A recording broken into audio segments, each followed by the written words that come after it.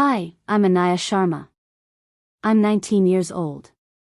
I always knew my younger sister would try to destroy my dreams. I just didn't expect her to be so obvious about it.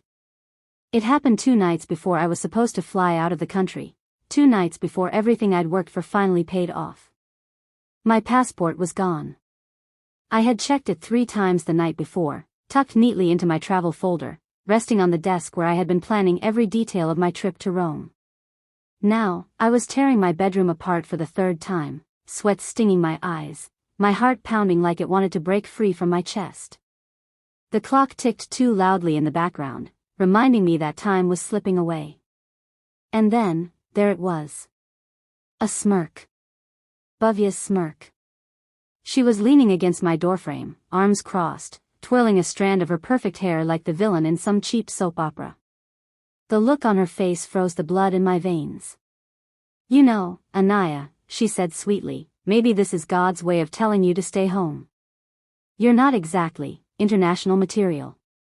Her voice was honey laced with poison, every syllable dripping with contempt. "My name is Anaya, and if you've ever had a sibling who got everything, the love, the praise, the spotlight, while you were treated like the afterthought, then you'll understand why my hands were shaking as I searched that drawer again. Because deep down, I already knew the truth. My passport wasn't lost. It was stolen. And not just stolen, taken by the very person who had spent my entire life clipping my wings. Bhavya. Before I go deeper, let me just say, if you've ever been underestimated, sabotaged, or treated like the black sheep in your own family, hit that like button. Subscribe if you believe justice always finds its way. Because what I'm about to tell you is the story of how I stopped being their disappointment and became their reckoning. The thing is, in my family, Bhavya was the son. The perfect daughter. The golden child everyone revolved around. Me? I was the shadow. The problem.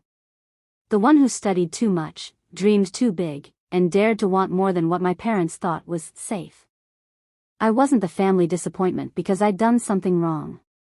I was the disappointment because I refused to worship at the altar of my little sister's mediocrity. So when I earned a full scholarship, a prestigious global policy program in Rome, I kept it a secret until the last possible moment. Because I knew what would happen the second I told them. And sure enough, I was right. "Mom," I called out, trying to keep my voice steady. "Have you seen my passport?" Her reply floated up from the kitchen, casual and dismissive. "Honey, you probably misplaced it. You know how scattered you get when you're stressed." I clenched my teeth so hard I thought they'd crack. Scattered.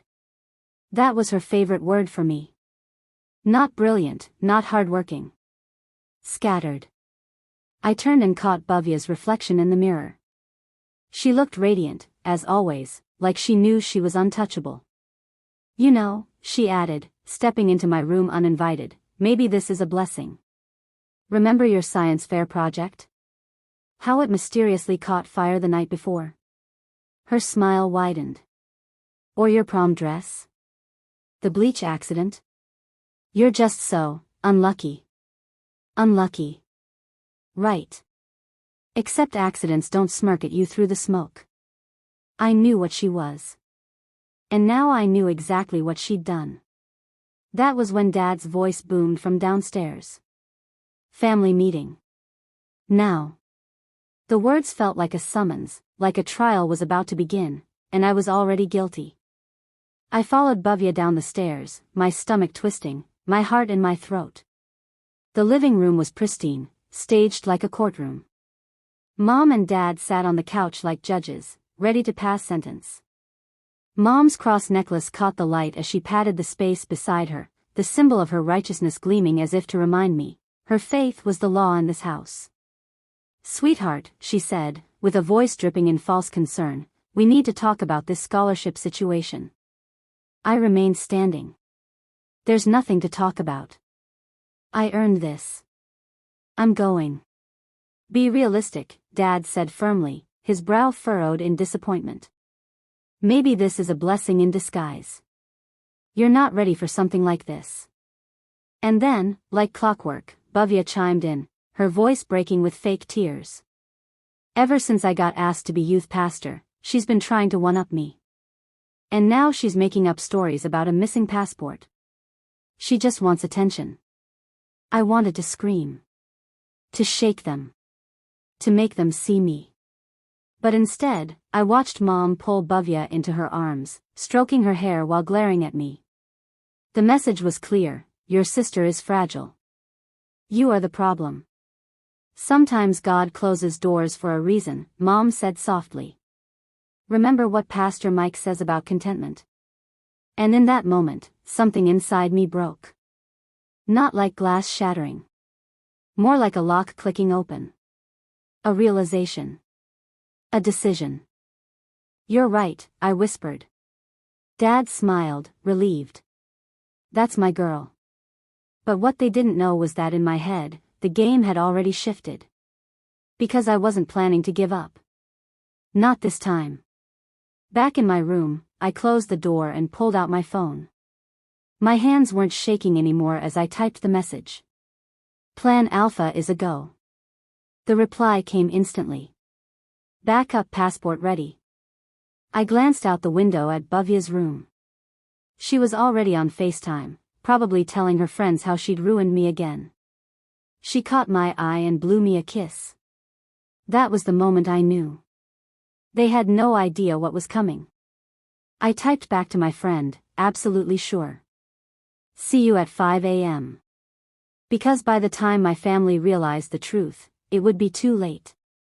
That night, I didn't sleep. I lay awake, staring at the ceiling fan spinning slowly above me, every turn sounding like a countdown clock. For once, I wasn't crying into my pillow. I wasn't praying for them to understand me. I wasn't begging for love that was never coming. No. I was planning. The next morning, Mom barged into my room without knocking. She carried a tray with toast and tea, setting it down like she was offering me peace. Sweetheart, she said in that voice that always felt more like a lecture than comfort, your father and I prayed about it. We think it's best if you withdraw from the program. Focus on community college here. God will bless you for obedience. Obedience. That word clung to my skin like tar. I looked her straight in the eye and said, okay, Mom. You're right. Her relief was instant. She smiled, kissed my forehead, and whispered, that's my good girl. She left the room thinking she'd won. But what she didn't know was that my bag was already packed under the bed, my backup passport sealed in the inside pocket. By the afternoon, Bhavya couldn't contain her glee anymore. She cornered me in the hallway, her perfume thick and suffocating, her eyes sparkling with victory. You're staying, aren't you? She asked, pretending to sound sympathetic. Don't worry. You'll find your place one day. Maybe you can help me with my church events. I wanted to laugh. Help her? The girl who burned my project, who sabotaged my prom, who stole my passport. Instead, I forced a smile. Yeah. Maybe. She walked away humming, like she was the heroine of some perfect story. But what she didn't realize was that her story was about to collapse. At dinner that evening, Dad led grace, thanking God for closing doors that weren't meant to be opened. Bhavya chimed in, giggling as she passed the salad. Anaya finally realized Rome isn't for her. They laughed. They actually laughed. I swallowed my rage with my food, pretending to chew while tasting nothing but betrayal. Because in that moment, I knew, they had never wanted me to leave. Not because it was dangerous. Not because I wasn't ready. But because they needed someone to blame, someone to hold beneath their feet so Bhavya could shine brighter. I had been their scapegoat my whole life. But tomorrow, I would be free. That night, I texted my best friend, Ria. She was the only one who knew the whole story. Me, tomorrow, 5 a.m. sharp. Meet me at the station. Ria, got it.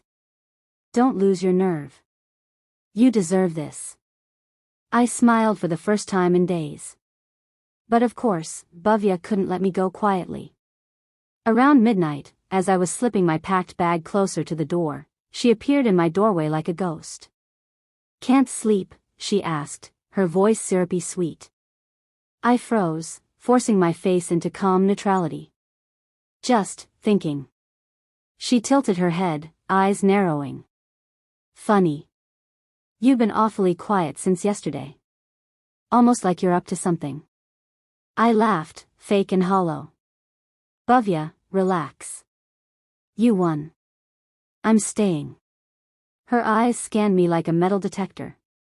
For a terrifying second, I thought she'd call my bluff. But then she smirked. "Good girl," she whispered. "Don't forget, Rome isn't meant for girls like you." And with that, she disappeared down the hall, humming again. I didn't sleep at all.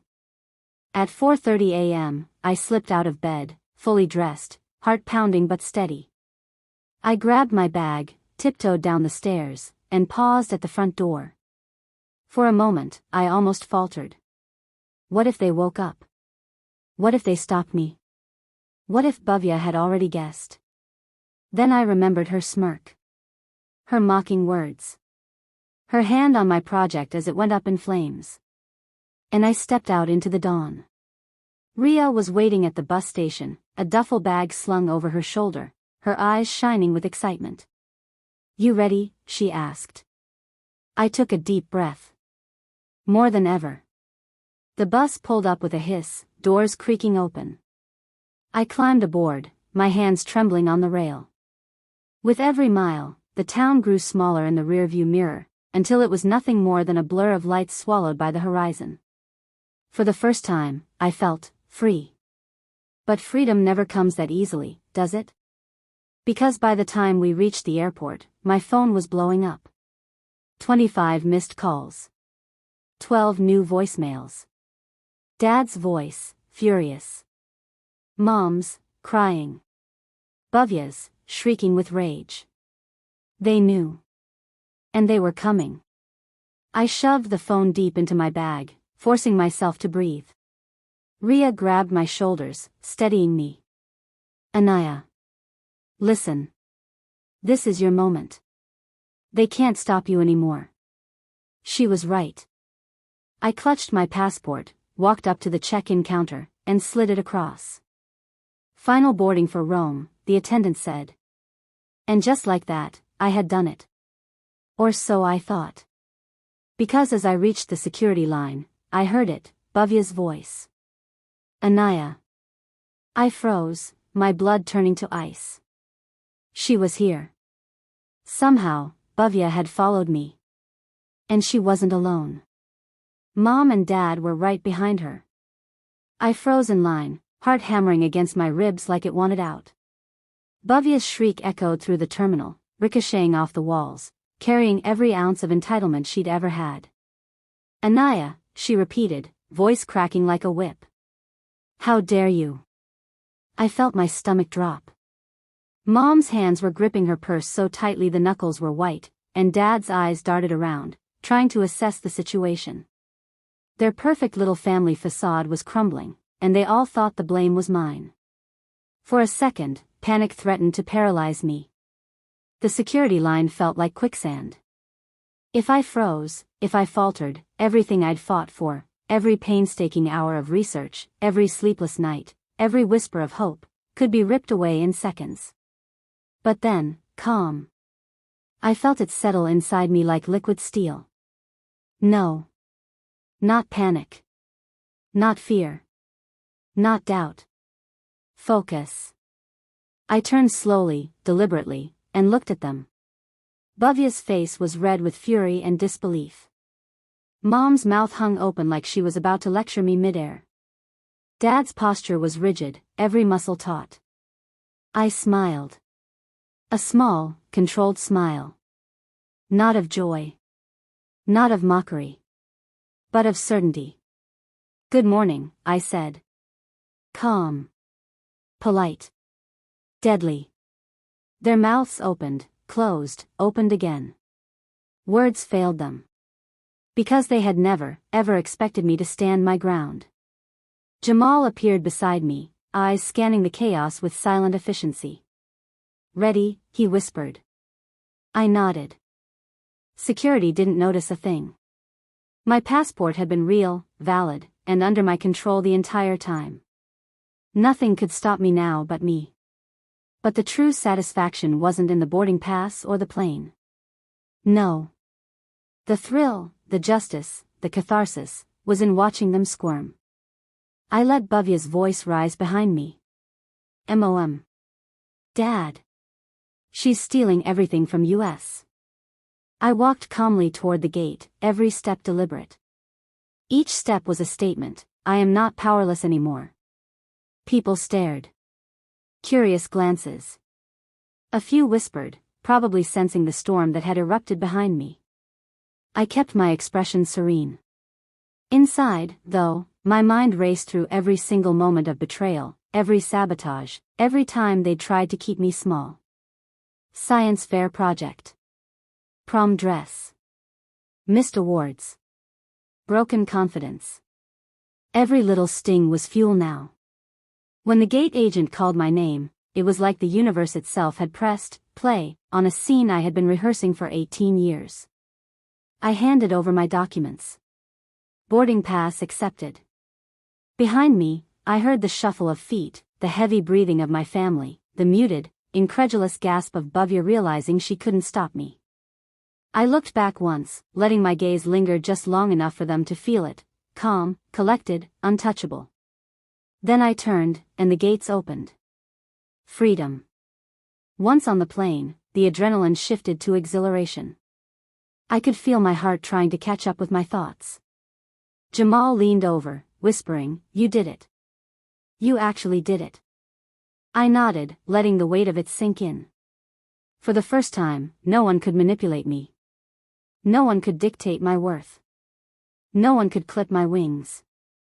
And yet, even as I soared physically, mentally, there was work to do. This wasn't just about leaving. It was about reclaiming everything that had been stolen. I pulled out my laptop and began plotting. The first step was exposure. If my family thought I would quietly disappear and let Bhavya's golden child image remain intact, they were wrong. The world needed to see the truth. I drafted an email to the scholarship program, to the press, to every online platform that had reached out with inquiries. Every word was precise, professional, unassailable, my achievements, my story, the sabotage, the relentless undermining. I paused over the lines describing Bhavya's antics. Should I mention her directly? Maybe. Maybe not. Then I decided, yes. The truth deserved names. Accountability demanded it. Anaya Sharma, for the record, attempted to sabotage my academic and personal pursuits repeatedly. My parents either condoned or ignored this behavior. I am sharing this not for revenge, but so that context is understood for my achievements. Send. Next came social media.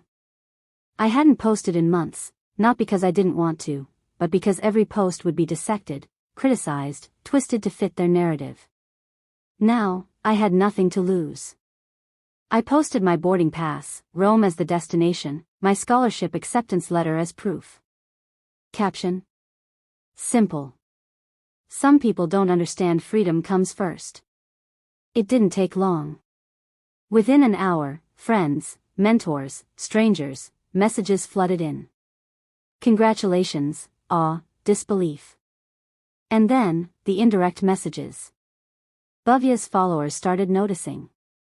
Some sent her DMs questioning her narrative. Some commented on her posts, gently accusing. The golden child? Cracking. But the real planning, the meticulous, slow-burning part, came next. I mapped out my upcoming presentations, public appearances, networking events, and opportunities for visibility. Each one was a platform, a stage for vindication. Not petty revenge. True justice. I imagined the shock on my family's faces when photos of me speaking at international forums, shaking hands with dignitaries, being recognized for global impact appeared on news feeds they couldn't control. Every photo. Every article. Every accolade would quietly, ruthlessly, demonstrate one truth: they never controlled me. They never could. And all the while, I'd keep my demeanor calm, almost serene. Let them stew in disbelief. Let them argue. Let them gaslight themselves while I lived proof of resilience and brilliance. Hours passed. Rome approached. The flight descended. I looked out the window and felt something I hadn't felt in a long time: anticipation without fear, excitement without anxiety, empowerment without apology. This was bigger than Bhavya. Bigger than my parents. Bigger than the past. This was me. And as the plane touched down, my phone buzzed. New email. Scholarship Coordinator. Anaya, we'd like you to deliver your keynote at the program's opening gala. International press will be present. Please confirm attendance. I smiled. Tomorrow, they would see me rise in real time.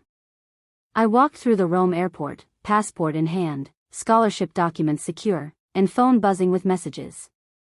My family had no idea what was coming next. The golden child's crown was about to slip, permanently. The morning sun bathed Rome in gold as I stepped out of the shuttle van, the cobblestone streets gleaming beneath my polished shoes. Every sound, the chatter of tourists, the rumble of scooters, the distant clang of church bells, felt magnified, sharper, electric. I could almost hear Bhavya's shriek echoing in my mind. Jamal walked beside me, carrying my backpack with an ease born of familiarity. Ready for this? He asked, eyes darting to my calm expression. I nodded, though my heart still raced with excitement. Today wasn't just about attending a gala. Today was about visibility, recognition, and finally, undeniable vindication. The converted monastery loomed ahead, ivy crawling up ancient stone walls. Inside, the atmosphere was buzzing with students from every corner of the globe, all brimming with intellect and ambition. Isha intercepted me with a grin, tugging my sleeve. "You're up first," she whispered. The director insisted. "Ambassadors already here. Don't let them see the nerves, they can smell fear a mile away." I squared my shoulders and nodded. For 18 years, I had been told to stay small, to accept my place in the shadow. Not today. Not ever again. The orientation room was a cathedral of intellect, high ceilings, polished wood, and a crowd that radiated potential. My pulse quickened as the program director gestured toward me. "Anaya Sharma will give us a presentation on grassroots movements in digital spaces," he announced. "Please welcome her." The room erupted in polite applause, and I felt the eyes on me, not judgmental, not dismissive, but expectant. I stepped to the podium, exhaled, and began. "Social media isn't just a tool for communication," I said, voice steady. "It's a weapon, a platform, a movement. Across the globe, people are organizing, protesting, and creating change in ways governments never anticipated. But it's also deeply personal. It reflects our stories, our struggles, our triumphs, and sometimes, our oppression." As I spoke, I could feel my past, the betrayals, the sabotage, the gaslighting, transform into fuel. Each slide, each anecdote, each statistic was a silent rebuttal to Bhavya's petty interference. Questions came fast and sharp. I answered each with confidence, using real-world examples, case studies, and personal insight. I noticed the ambassador nodding, impressed. The director leaned forward, eyes alight with admiration. And somewhere in the back, I caught sight of the press team, already snapping photos. Every frame, every angle, every click immortalized my victory. After the presentation, Isha guided me through a whirlwind of introductions. Diplomats, scholars, mentors, all praising my work, all acknowledging my contribution. For the first time, I felt truly seen, unfiltered by the lens of family expectations. Then, my phone buzzed. A local news site had caught wind of the story back in New York. Local students escaped to scholarship glory, a tale of family betrayal and triumph. The headline alone made me smirk. Bhavya's perfectly curated persona was about to crumble. Back in New York, I imagined the chaos: mom pacing the living room, clutching her cross necklace, whispering prayers to a god who, conveniently, hadn't saved their golden child from public embarrassment. Dad likely stiff in his recliner, mouth agape, trying to rationalize my independence. And Bhavya. Bhavya would be the hardest hit. Her followers would notice the contrast, her friends would question her narrative, and the golden child facade? Gone. I opened Instagram to see the proof. Bhavya had posted a tearful video, a carefully constructed performance, captioned, "Praying for those who abandon their families." Some things are more important than ambition. Comments rolled in, some confused, some accusing. Why is your sister leaving? She won a scholarship. Your golden child act isn't adding up. Family first? Or just jealous? I allowed myself a small, private smile. She had no idea how complete the story was. The evening gala arrived. The room glittered with chandeliers, polished marble, and the soft murmur of international elites. I stepped onto the stage, documents in hand, poised to give the keynote. The press cameras were flashing. Every lens, every click, every angle captured me not as the quiet, compliant daughter they had tried to suppress, but as a force in my own right. I began, voice clear, commanding. Success isn't about proving others wrong, I said, scanning the audience, feeling the weight of my journey behind every word. It's about proving yourself right. Sometimes, the people closest to you can't see your potential. That doesn't make it any less real. The applause was thunderous. Diplomats shook my hand. Students crowded to exchange ideas. The program director whispered, "You've changed the room. You've changed the narrative." And somewhere, I knew Bhavya and my parents were watching through news feeds, struggling to reconcile the confident, radiant woman on stage with the one they thought they controlled. Night fell over Rome, and I found myself alone in the courtyard of the scholarship residence, staring at the stars. The soft clinking of glasses and quiet laughter around me was a stark contrast to the chaos I'd left behind. For the first time in years, I felt unshackled. Isha joined me, bottle of champagne in hand. "To justice?" she asked, eyes twinkling. "To justice," I replied, letting the word roll off my tongue like a triumph. I pulled out my phone to check for messages.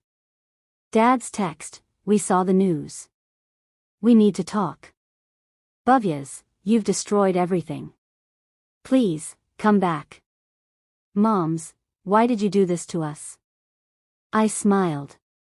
Silence, control, and distance, finally, my own narrative, my own truth. I didn't reply. I put the phone down, tucked it away, and let the night embrace me. Freedom had a taste sweeter than revenge itself. Weeks later, the international news segment aired.